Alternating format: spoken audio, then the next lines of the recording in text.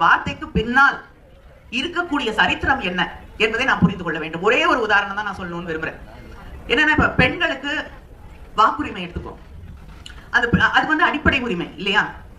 பல நாடுகள்ல அதுக்காக பெண்கள் அடிபட்டார்கள், சிறைக்கு சென்றார்கள், கொல்லப்பட்டார்கள் அந்த வாக்குரிமைக்காக போராடி.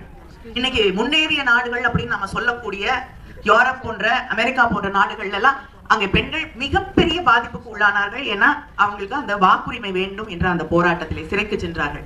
இந்த சமூகத்துல இருக்கக்கூடிய சில மோசமான விஷயங்கள், வாய்ப்புகள் மறுக்கப்படக்கூடிய சந்தர்ப்பங்கள், ஏற்றத்தாழ்வுகள், இதையெல்லாம் சரி செய்வதுதான் எல்லாருக்கும் எல்லாம் என்ற ஒரு சமூகத்தை உருவாக்க வேண்டும் என்று நினைக்கக்கூடிய ஒன்றுதான் திராவிட இயக்கம். அதோடைய தொடர்ச்சி தான் இந்த திராவிட மாடல் ஆட்சி என்பது.